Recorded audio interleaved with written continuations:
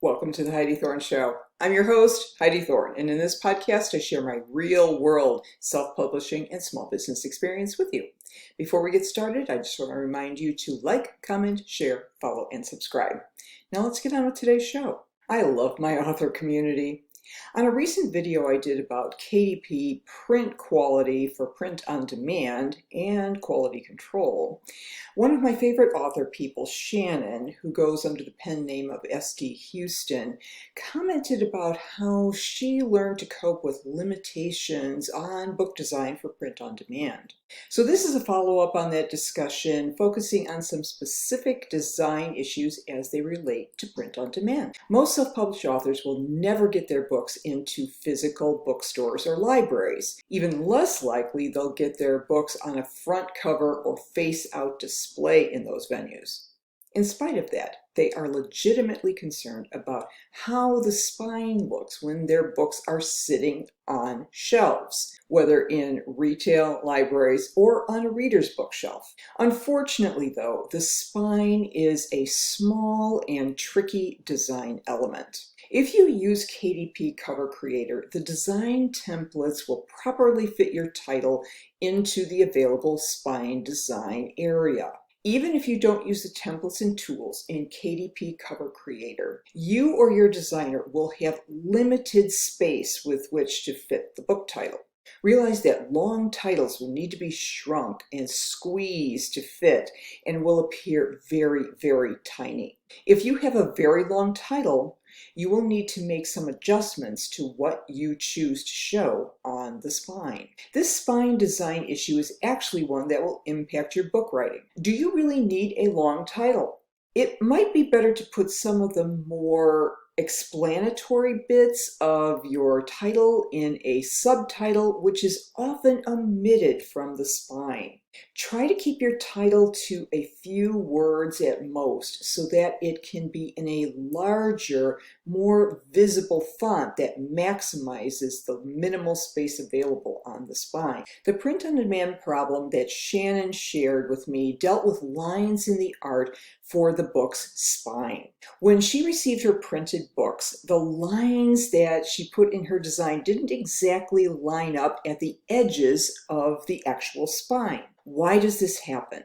In print on demand and in high volume, low cost commercial printing operations, tolerances for how things line up are wider than for more expensive printing options. Getting dead on alignment can be challenging from a production standpoint on high-speed print-on-demand equipment. They'll do their best, but if you're expecting a couple millimeter line to fit squarely on the edge of your book spine, you're dreaming. The reason it can be more expensive to get that alignment is that it takes extra labor for monitoring and quality control. As well, any finished printing that doesn't meet those tight tolerances needs to be scrapped, increasing the cost of waste when you have to redo it. This expectation cannot be achieved with print on demand. Additionally, your book is likely to be gang run with a bunch of other print on demand books. If you have a one-off order for your book, they're not watching just your book. They're watching a whole bunch of them. Watch a video that shows how the Amazon print-on-demand operation really works, and I think you'll understand. How do you help avoid spine design problems in print-on-demand scenarios? Do not place vertical lines at the edges of the spine design. They will rarely, if ever, line up exactly with the physical edges of the printed book. Go with a wraparound design that does not break at the spine edges of the book cover. Now, I've used KDP Cover Creator for almost all of my books, simply because a lot of these wraparound situations or the spine design elements have been handled by their templates. Okay, so here's an example of my book swag, which does have spine printing. Now, there are limitations on when a book can include a spine design. So for example, it has to have a certain number of pages. A lot of my books are very short because they're focused topics, and so they don't have a lot of pages. KDP support documentation actually tells you how many pages you'll need in order to get a spine design, so do check it out. The one where I was able to get a spine design was my book Swag, which was my first book, and I did it with KDP on the second edition in 2014. Now you'll notice that it has a wraparound design, doesn't break at the spine, there's no vertical lines that have to be lined up. And the one thing where I was talking about the shorter title, the actual title of this book is Swag, How to Choose and Use Promotional Products for Marketing Your Business. That's a long, long title. So I just shortened what appears on the spine to just Swag, and then my name at the bottom. Here's another example of a book that has a wraparound design. I did use KDP Cover Creator, and you see how the actual design elements go all the way around. That picture of the computer goes from the front to the back with no break, and it does have enough pages to get a spine printing.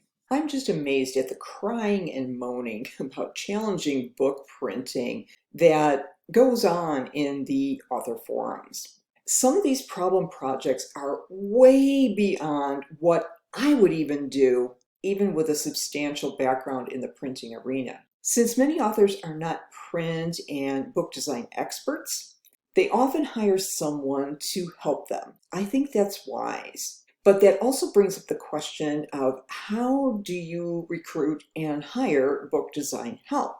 There are very few people I would feel comfortable recommending for book cover or page layout design. And they won't be cheap. Cost is one reason why many self-published authors recruit design help on the likes of Fiverr or Upwork.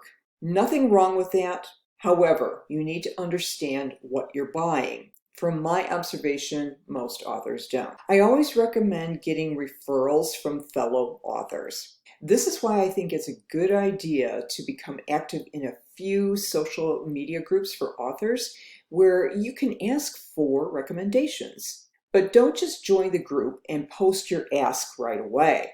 Get to know the group so that you know who the reliable and knowledgeable people are.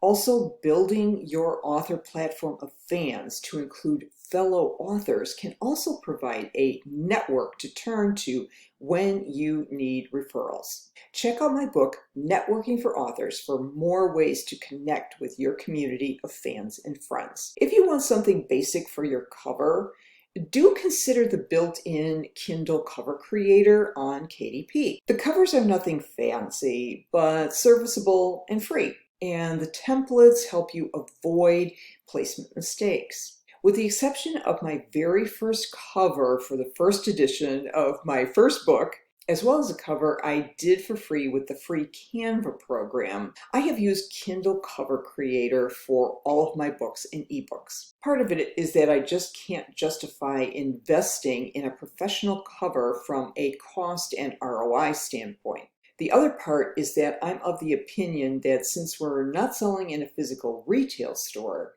the packaging is less of a factor, and packaging would be your book cover. I'll spare you my book cover rant here since you can hear it elsewhere. I hope you found that helpful, and if you did, please rate, review, and subscribe to The Heidi Thorne Show on whatever podcast app you like to use. I'm on all the major ones, including Apple Podcasts and Spotify. If you like the YouTube video better, all you have to do is subscribe to my Heidi Thorne YouTube channel and turn on the notification bell so you get an alert when a new video is up. I would appreciate it if you would share either the audio or the video with your friends on social media. My self-published books, including the ones I talked about here, are available on Amazon, Audible, and Apple Books. All you have to do is go to one of those sites, type in my name, Heidi Thorne, and my author page will come up with a list of all available titles. If you'd like to connect with me, my website is HeidiThorne.com. Thank you so much for listening and for your support. I'll look forward to talking with you again in the next episode, and in the meantime, have a great day.